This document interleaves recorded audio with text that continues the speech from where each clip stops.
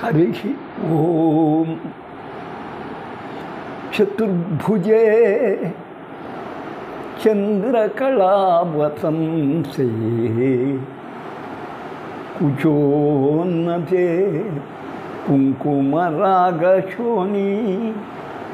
पुण्ड्रेक्षु पाशांकुशपुष्पबाणहस्ते नमस्ते जगदेकमातः। ప్రియమైన యూట్యూబ్ శ్రోతలారా, ప్రపంచవ్యాప్త దేవీ భక్తులారా, మంత్ర యంత్ర తంత్ర రహస్యాలను గురించి మనం చెప్పుకుంటూ ఉన్నాం.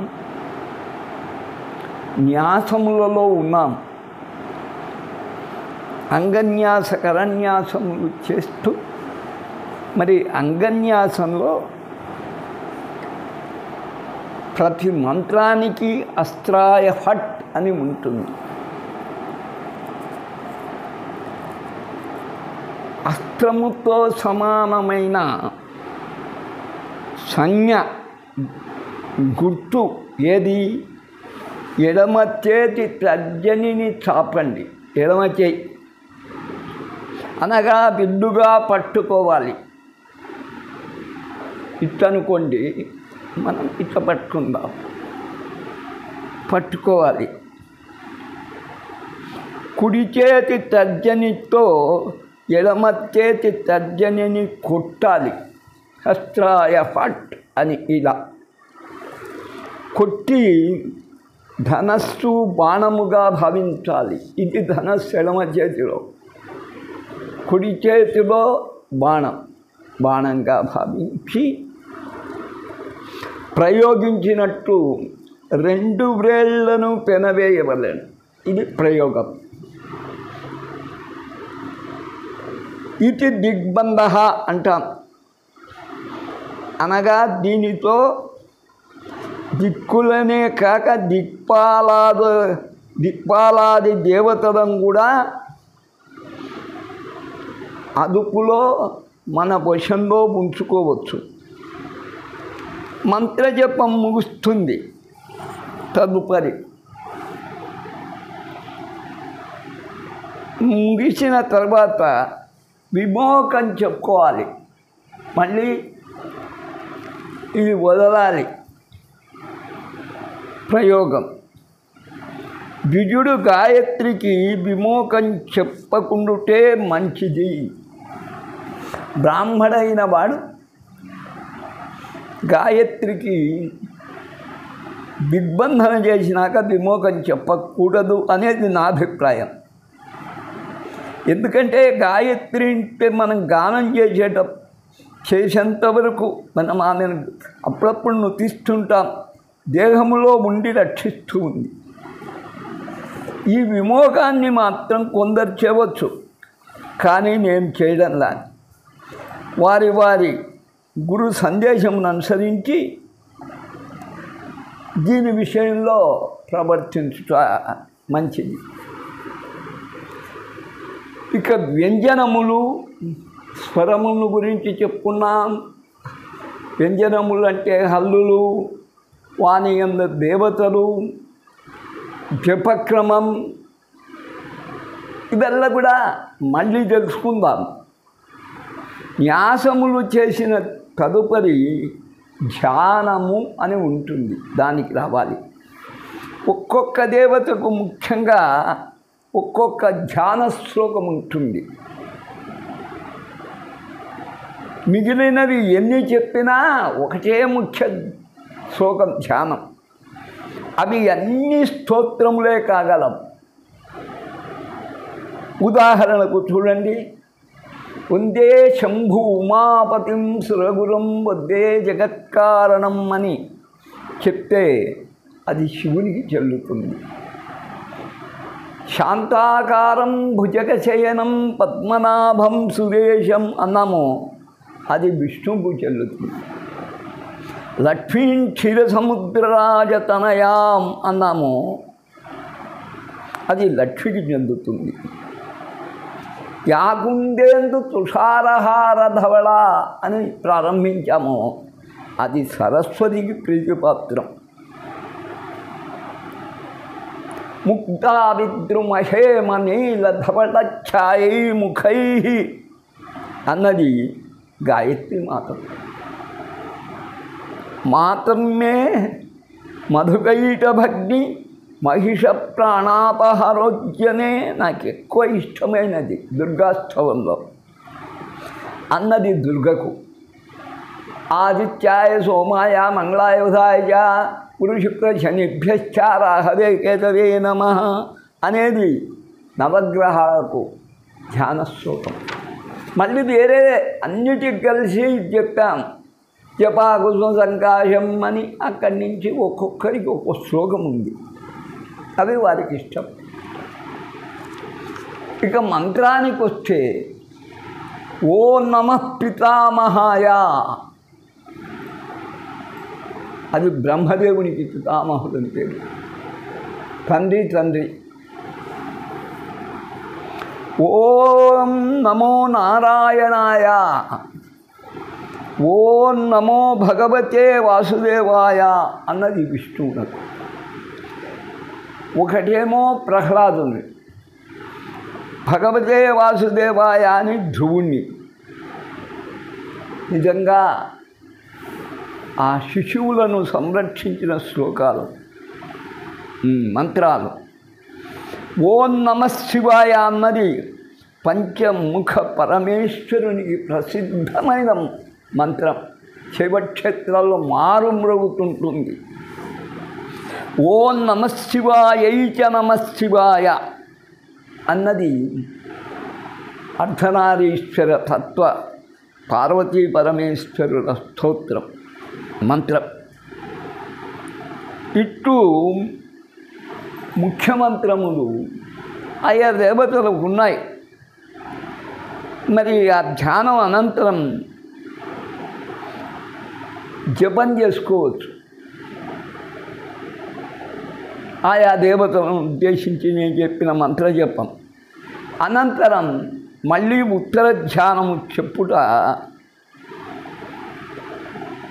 మనందరి ఆచారం. అర్చనలో మాత్రం పంచోపచారాలు అని వస్తాయి. భూమి నుండి గంధాలు, ఆకాశం నుండి పుష్పం, ఇవి భావన.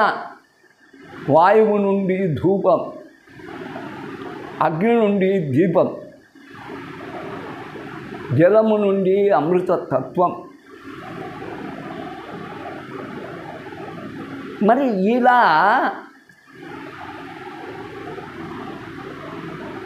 పరికల్పయామి పంచోపచారాలు జ్ఞానులు చేస్తారు. అలా భావించి అది సమర్పించినట్టు భావించవచ్చు. అందుకై దానికి కల్పనలని పేరు. కల్పయామి, పరికల్పయామి అని చెప్పాలి. అంతేగాని కొందరు ఒకటి అధ్యత్తది, ఒకటి సమర్పయామి అనడం, ఒకటి నివేదయామి అనడం, రకరకాల పిచ్చి పిచ్చి పనులు చేస్తుంటారు. అది వారి అవివేకతను సూచిస్తుంది. జ్ఞానులకు అనే దానికి వారు నిరంతర జపంనే కాంక్షిస్తారు కనుక వాళ్ళకి దీర్ఘమైన కర్మకాండ పూజ వారికి అవసరం లేదు కనుక వాళ్ళు భావనలో ఇంత పరికల్పన చేసి పంచోపచారాలు ఎదురుతారు. ఇక షోడశోపచార పూజలు ఉన్నాయి. అవి నిదానంగా నిబ్బరంగా చేయాలి. ఆ పూజలలో పురుష దేవాలకైతే పురుష సూక్తం, స్త్రీ దేవతలకైతే స్త్రీ సూక్తం చేర్చుకోవడం నిజంగా వారి వారి ప్రజ్ఞా పాఠవాలు పాండిత్యం ప్రదర్శనకు తోడ్పడుతూ ఉన్నాయి. అలా చేర్చుకోవచ్చు.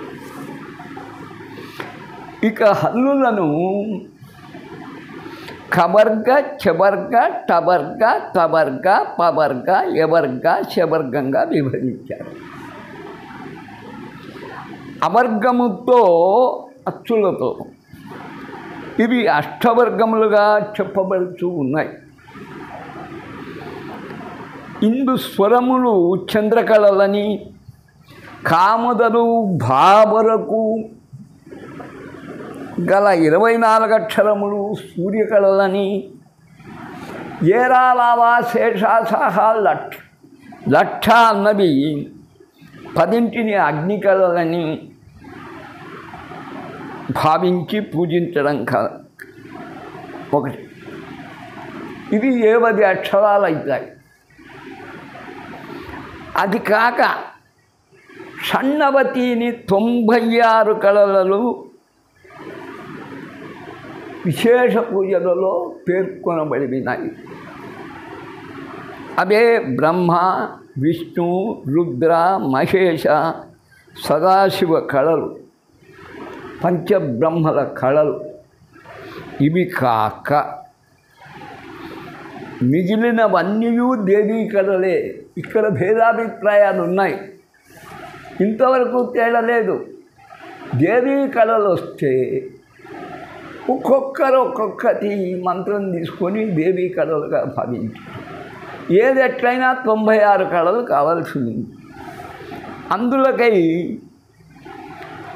కళలను మనం 16కైనా పూజించవచ్చు. షోడకేశ కళ తను అమ్మకు నివేదించవచ్చు. 64 కళలను చతుషష్ఠి ఉపచారాలుగా చేయించగలిగామంటే ధన్యులు నిజంగా. మరి పట్టాభిషేక వేళలందైనను మరి 64 కళలతో అమ్మను సేవించడం చాలా ఉత్తమోత్తమం. ఈ రహస్యములన్నింటినీ ఇంకా వీలు నాకు దొరికితే వివరించగలను. ఇప్పటికీ తొలుత వర్గాక్షరముల గురించి కేవలం బ్రీఫ్గా సంగ్రహంగా అందరి దేవతలు, వారి శక్తి, జప ప్రయోజనము గురించి తెలుసుకోండి. కవర్గము కామకామేశ్వరులను సూచించును. కవర్గం అనేది కమ్ అంటే జలం, ఖమ్ అంటే ఆకాశం, గమ్ అంటే గగనం, ఘమ్ అంటే ఘనం. ఇవి అన్నీ దాదాపు ఆకాశమును పితృరూపుడైన బీజకారకుడైన ఆ వ్యోమకేశుని సూచిస్తుంది. ఆకాశము తండ్రి, భూమి తల్లి అని ఆధ్యాత్మికులు భావిస్తారు. చవర్గము ఈ నుండి క్షత్రము, ఛన్నము అన్న పదములు తీసుకున్న కుమారస్వామికి వర్షాతపముల రక్షణ గంటు చక్రము వలె చిత్రం దేశసేనానిగా దేవతలకు సంతోషకారులై దైత్యుల విచ్ఛిన్నమనర్చుతూ విజయమును సాధించి పెట్టగల కుమారస్వామిని సూచిస్తూ ఉన్నాయి ఈ చవర్గం. ఇది కౌమారీ గణం. ఇక టవర్గం ఇది వైష్ణవం. శంఖచక్ర శార్గ గదాపాణి అయిన వైష్ణవి శత్రువులకు హృదయములో దడ పుట్టించును. డబా డబా డబా అనే దడ పుట్టిస్తుంది. ఠంకార శబ్దముతో విల్లు నారి ఠారెత్తిస్తుంది, అంటే పరిగెత్తిపోయేట్టుగా చేస్తుంది. ఆమె ఠీవి రాజఠీవి, రాజకీయవాదులు ఈమెను ఉపాసించవచ్చును. ఇక తవర్గం ఉష్ణతాపముతో పరితపించు వారికి పరితాపమును పోగొట్టు మాత వారాహి. ఆమెకు బురదగుంతరు అన్న ఇష్టం. ఆమె భర్త ఉన్మత్త భైరవుడు. వారాహి కోరలు పది అంటే వజ్రాయుధములతో సమానంగా ఉంటాయి. భయం పోగొట్టును, పిచ్చి పట్టించగలదు, పోగొట్టగలదు భర్త ద్వారా. మమత మాయలు ఈమె అధీనం. ఈమె అశ్వారూఢ చురుకుదనానికి, మహిషారూఢ మాయా మహిమలకు, మృత్యువును సూచించే మహ్యం యమధర్మరాజు. అశ్వం వలె వేగం, దున్నవలె మదం ప్రదర్శిస్తుంది. ఈ మా లలితా సేనానులలో వారాహికి పుత్రికగా భావించవచ్చును ఈమెను. ఇక పవర్గము, పానగా పవిహి వజ్రాయుధము, అది ఇంద్రుని ఆయుధం. ఈమె దేవతలకే సంరక్షణకారిణి. మహామంత్ర తంత్రవేత్తయగు ఇంద్రాక్షి ఈమె. మాయ కల్పించును, మాయ తొలగించును, భక్తుల రక్షించును. ఈమె మంత్రాంగము గొప్పది, మహామేధావి. ఈమె యుక్తితో శత్రువులపై విజయము సాధించగలదు. ఇక్కడ ఒకటి చిన్నది అనుకోవాలి, ఈమెను ఆరాధిస్తే ఎంత ఉపాయం తెలుస్తుంది, ఎంత యుక్తిపరాలో గమనించండి. ఎప్పుడైనా శుక్రాచార్యుని వలె తన భర్తకు మరణము తప్పదు అని తెలుసుకుంది. శుక్రాచార్యుని మహిమ ముందు ఎవరు తట్టలేరు. ఆయన చేత ఎప్పుడైనా మరణం తప్పదు అని తెలుసుకొని తన బిడ్డను శుక్రాచార్యునికి ఇచ్చి పెళ్లి చేసింది. ఇంతకన్నా చాతుర్యం ఎవరికి ఉంటుంది? అల్లుడా,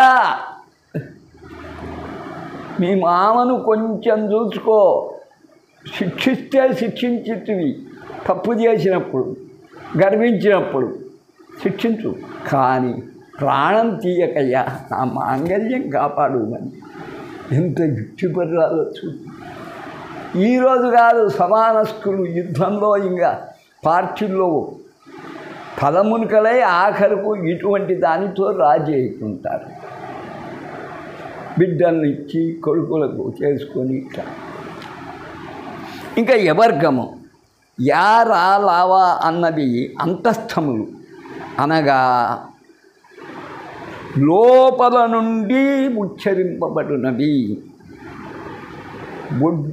ఒరే మాట నాలుక మీద నుంచి వస్తుందా, నిజంగా బొడ్డు నుంచి వస్తుందిరా అని అడుగుతారు. అంటే వాక్ అనేది మొదట పర, పశ్యంతి నాభి కింద పర, పశ్యంతి నాభి, మధ్యమ హృదయం, వైఖరి వాక్కు రూపమున నిలబడుతుంది.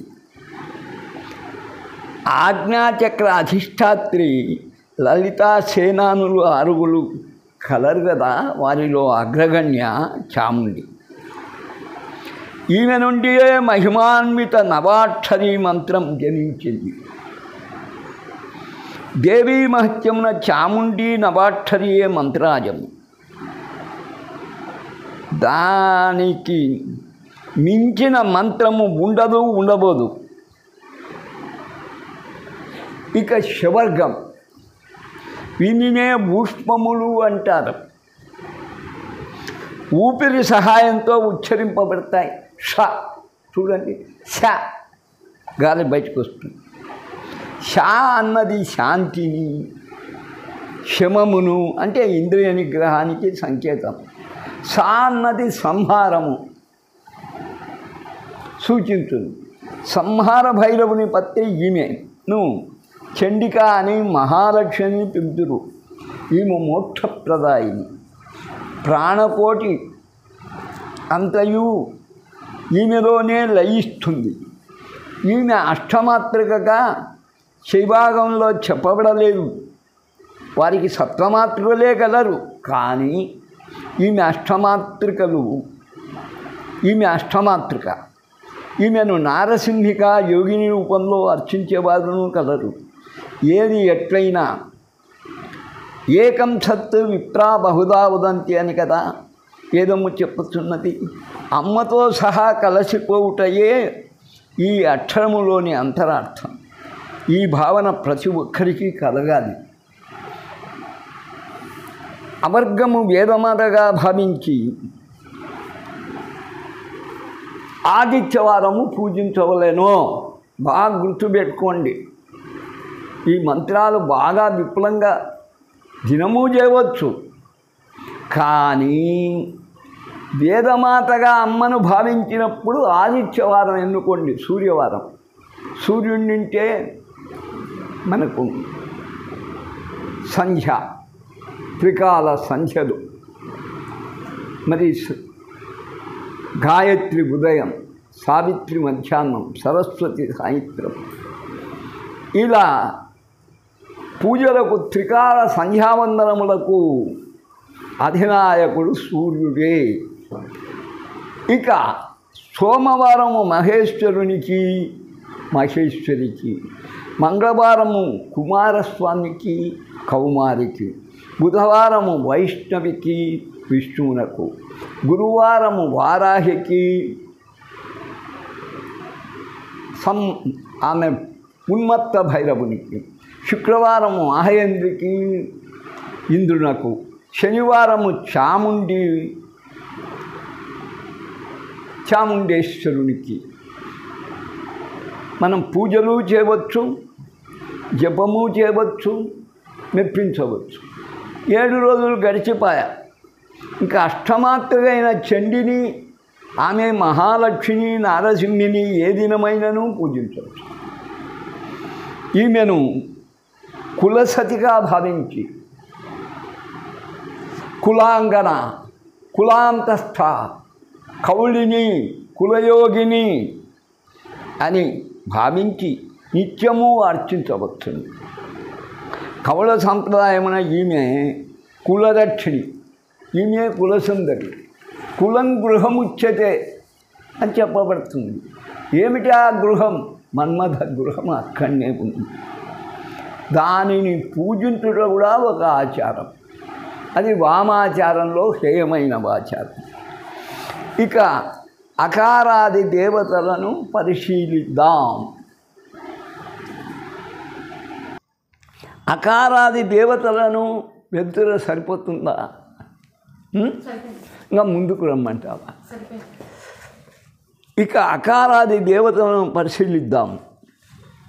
అంటే ఇంతకుముందు చెప్తావు కదా స్వామి అనవచ్చు. అప్పుడు మాత్రం అం నమః, ఇం నమః, ఉం నమః, రుం నమః అట్లా చెప్పించమన్నాను. ఇప్పుడు అలా కాదు. అకారాదులలో ఉన్న దేవతలను వెలికి తీస్తాం. అకారాది దేవతలను పరిశీలిద్దాం. అం నమః, ఆం నమః అని ఇట్లు స్వరములకు రోజు 10,000 జపము చేసినా 16 రోజులకు 1,60,000 జపం కాగలదు. దానితో సకల స్వరదేవతలు అనుగ్రహించి సర్వాభీష్టం నెరవేర్తురు. వీరిని ప్రత్యేకంగా ఆకారములు గలవు. వీనికి ఆ అమృతాదేవి, అమృతాదేవి అయిన మహాని చేయవచ్చు. అందులో ఉన్నటువంటి అమ్మ పేరు అమృతాదేవి.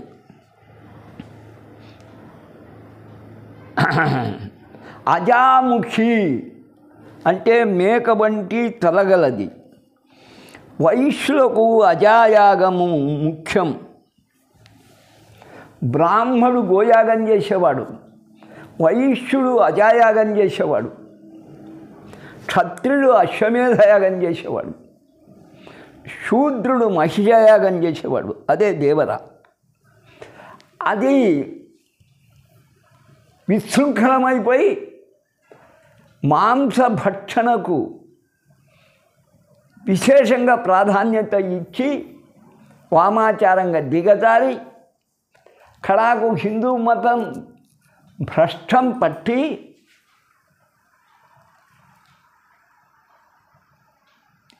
ఈ బలులు కావాలనే వాళ్ళు వద్దనే వాళ్ళు ఘర్షణ పడుతూ ఉంటే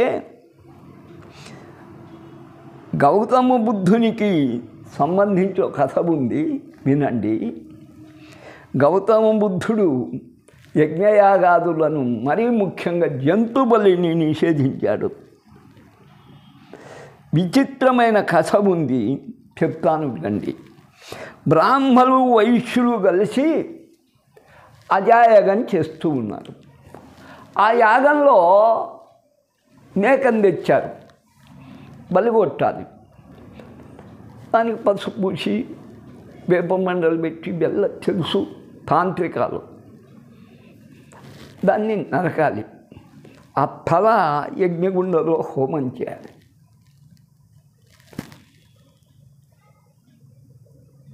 తల నరకపోయే సమయంలో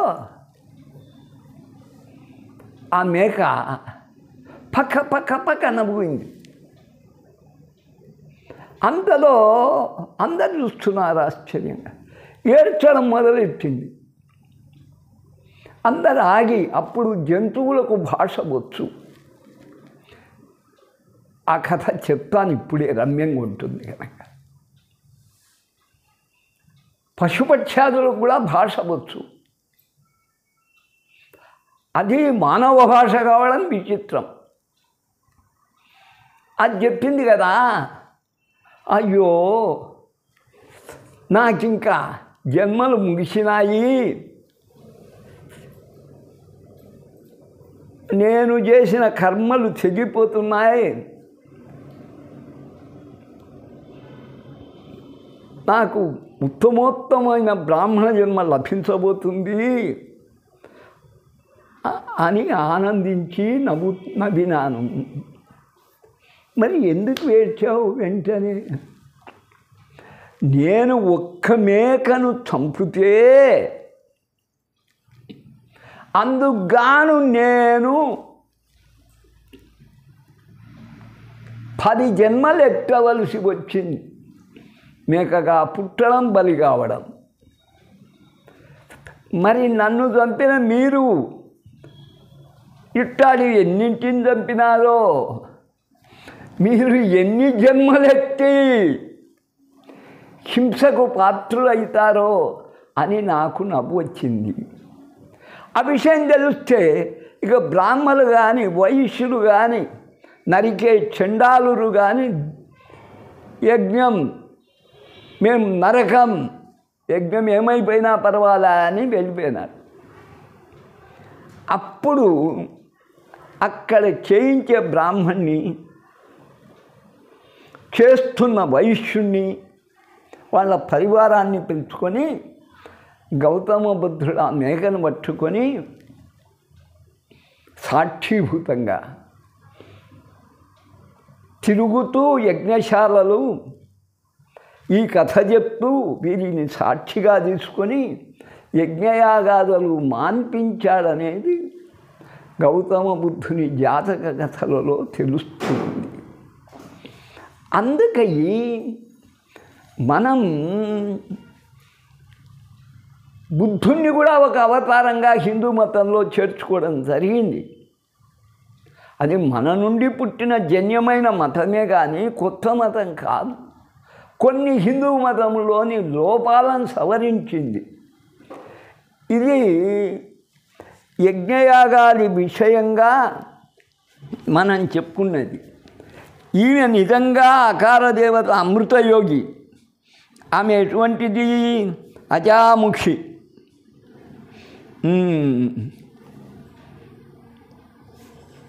సరే,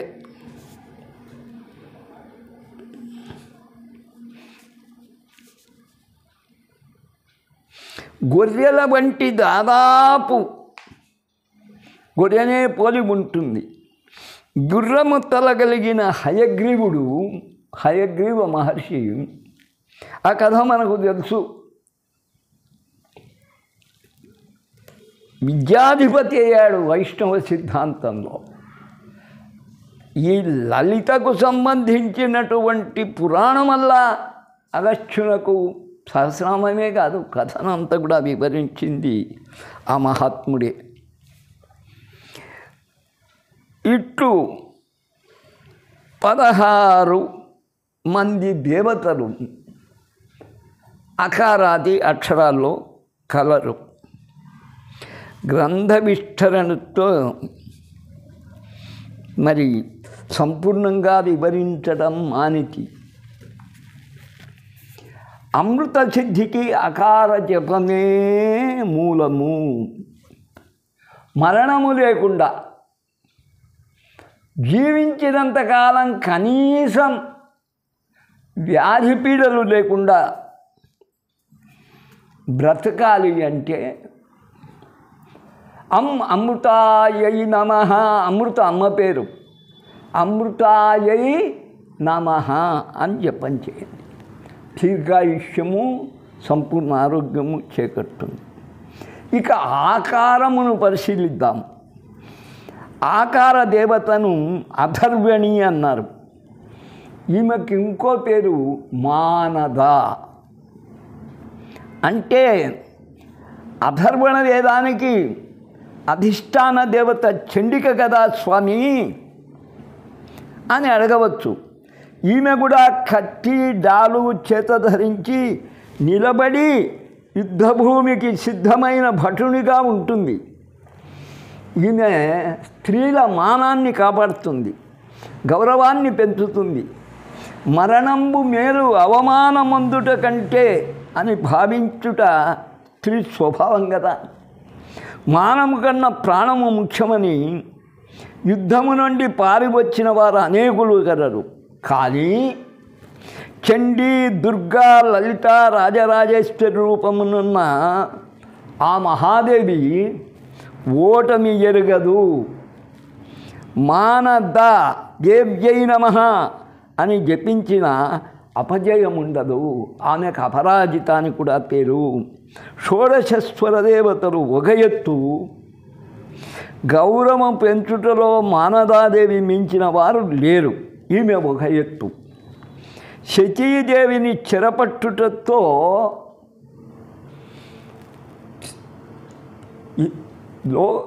భండు ఇంద్రలోకం ఆక్రమించి స్వాధీనం చేసుకున్నాక ఇంద్రాదేవతలు పారిపోయారు. శచీదేవిని నా భార్యగా ఉందురా అన్నాడు. ఆమె ఒప్పలేదు. అమ్మను ధ్యానించింది.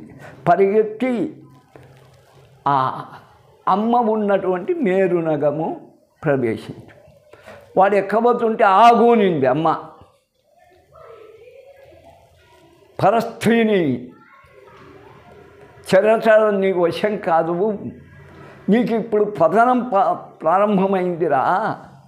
ఏదో నా కుమారుని సహపాఠిని వదిలివేస్తున్నాను, లేకుంటే ఇప్పుడే నీ శిరస్సు ఖండించేదాన్ని. వెనుదిరిగిపో నా ఆజ్ఞ అంటే వెనుదిరిగిపోయాడు. కానీ వాడు అదే పనులను స్త్రీలను చెరపట్టి హింసించి బాధించి వశం చేసుకోవడం, దానితో ఆమె ముందు తర్జన భర్జన పణ్య.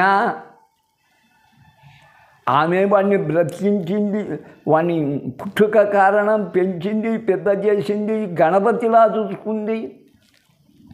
కానీ ఆ దుర్గుణాన్ని సహించలేక లలితా మహాదేవి సంహరించవలసి వచ్చినది. ఓం తత్సత్. సర్వే సుజనాః సుఖినో భవంతు. ప్రత్యేకంగా దేవీ భక్తులకందరికీ విజయము కలుగుగాక, కార్యములందు భంగము కలగకుండుగాక, సర్వవేళ సర్వావస్థలయందు ఆమె నామము జపము మిమ్ము తరింపజేయుగాక. ఓం తత్సత్.